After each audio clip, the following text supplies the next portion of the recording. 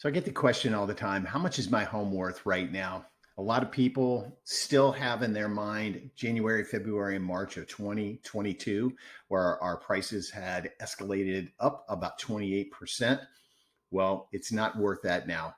Our prices have come down about 13% from where we were at the peak of that market. So you cannot price it as it was back in 2022. So hang in here. I'm going to tell you how we figure out value and what an appraiser looks for in this video, and I'll be right back.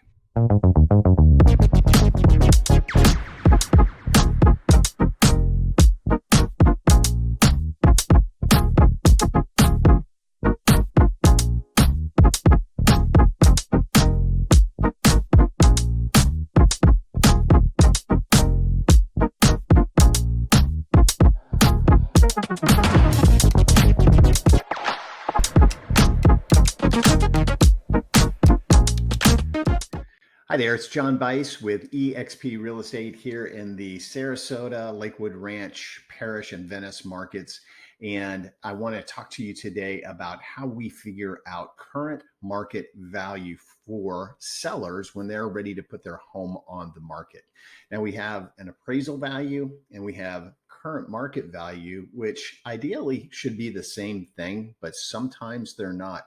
So I want to talk to you about how an appraiser comes to value, how myself as a realtor comes to current market value, and hopefully they meet in the middle. So we've come down about 13% from the peak of the market in, say, March of 2022. So you have to take that into consideration. The number one thing to do is stay off of Zillow. They'll tell you that they are incorrect 65% of the time. So what I do as an agent is we take a look at current sales.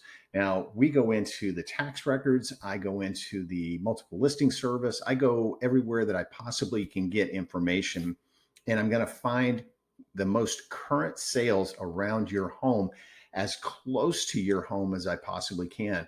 I'm going to start off, because of our ever-changing market, I'm going to start off with going 90 days back, and I'm going to use plus or minus 20% on the square footage.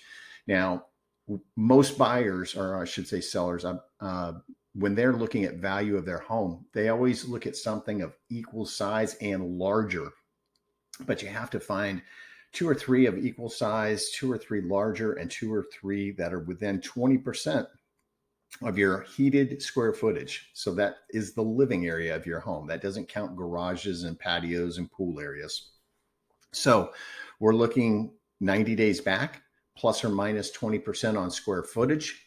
And we're going to see how many homes come into use for us as far as sales. Now, if I only get, let's say, 3 sales in that time frame, then the next thing I'm going to do is go 6 months back and a half a mile away from the house.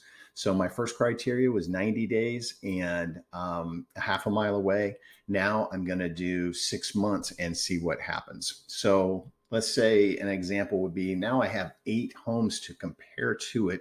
Then we start breaking it down. We want to compare single family homes to single family homes, not 2 stories. We'd like to do pool homes compared to pool homes as opposed to a pool home and a non-pool home. So we try to get it as close as possible if we can do that, and see. What I like to do is give a range to my sellers. I'll say, well, the average price per square foot is this. The lowest price per square foot was this, and the highest price per square foot was this. Now, where do you think you come in on that? So then we start doing comparable searches, and we'll look at pictures of what those homes actually look like. Did they have new kitchens, new flooring, painted, updated landscaping? Might be anything, but we try to compare apples to apples to get as close as we can. So that's just a brief idea of what we go through to try to get you the most accurate price. So these are all the things we'll discuss with you in a listing appointment when you're ready to sell your home. If you've got any questions about any of these, feel free to give me a call. I'd love to talk to you about it. Thanks so much.